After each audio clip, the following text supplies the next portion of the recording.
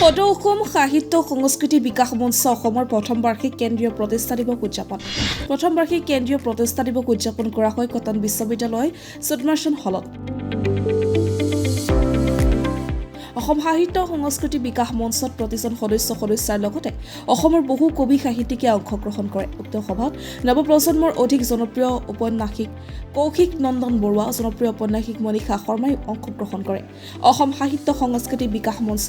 অসমৰ প্ৰথম বাৰ্ষিক কেন্দ্ৰীয় প্ৰতিষ্ঠা দিৱসৰ লগত সংগতি ৰাখি সমাজৰ বিভিন্ন ক্ষেত্ৰলৈ বিশেষ বৰঙণি আগবঢ়োৱা কেইবাজনো বিশেষ ব্যক্তিক সমাজক বিশেষ সন্মান আগবঢ়োৱাৰ লগতে সাংবাদিক কবি কাব্য সংগঠক জনপ্ৰিয় ফেচবুক গোট সপোনৰ পৰিধি অসমৰ মুখ্য প্ৰশাসক তথা প্ৰতিষ্ঠাপক বিকি নেওগক সমাজসেৱক বিশেষ সন্মান 2024 প্ৰদান কৰে অসমৰ বিভিন্ন প্ৰান্তৰ পৰা অহা কবি সাহিত্যিক সমাজ সংগঠক নৃত্যশিল্পীৰে সভাগৃহ পৰিপূৰ্ণ হৈ পৰে সত্ৰীয়া নৃত্য কবিতা পাঠ আৰু ৰসাল বক্তৃতাৰে আজি কটন বিশ্ববিদ্যালয় সুদৰ্শন হলৰ লগতে বিশ্ববিদ্যালয় চৌহদত মুখৰিত হৈ পৰে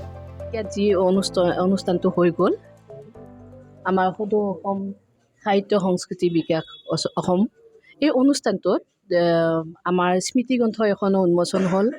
খুব সুন্দৰ তাত এটা বস্তু মই দেখিলোঁ যে আমাৰ চিঠিবোৰ আমাৰ মাজৰ পৰা হেৰাই গৈছে এই চিঠিবোৰ মানে ধৰি ৰখাৰ যিটো প্ৰচেষ্টা এই উন্মোচনী হৈ যোৱা স্মৃতিগ্ৰন্থখনত আছে তাৰ কাৰণে এটা সুন্দৰ পদক্ষেপ বুলি মই ভাবোঁ আৰু লগতে আমাৰ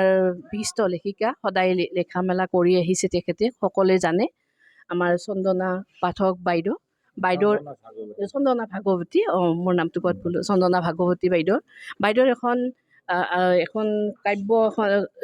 গ্ৰন্থ হৈছে প্ৰবন্ধ গ্ৰন্থ এখন হৈছে ভাৱনাৰ পৰা তত্ত্বলৈ আৰু এইখন খুব সুন্দৰ কেইটামান প্ৰবন্ধ ইয়াত হৈছে আৰু লগতে নিবন্ধও আছে গতিকে এই সকলোখিনি আমাৰ ভাল লগাই এটা অনুষ্ঠান আৰু এই অনুষ্ঠানটো আমাৰ ভাল হওক উত্তৰণ কামনা কৰিলোঁ এই অনুষ্ঠানৰ লগত সদায় আমি জড়িত হৈ থাকিব পাম বুলি আশা কৰিলোঁ হয় ধন্যবাদ প্ৰথমতে এই সদৌ অসম সাহিত্য সংস্কৃতি মঞ্চৰ উদ্যোক্তাসকলে যিটো প্ৰচেষ্টা হাতত লৈছে সেইটো খুবেই আদৰণীয় ভৱিষ্যতলৈ আগবাঢ়ি যাওক আৰু তেখেতসকলৰ সৃষ্টিশীলতাত কিছুমান নতুনত্ব আনিছে পুৰণি হেৰাই যাব ধৰা বস্তুবোৰ তেখেতসকলে আনি পেলাই তেখেতসকলে নতুনকৈ উপস্থাপন কৰাৰ যি চেষ্টা কৰিছে তাৰ কাৰণে আমি তেখেতসকলক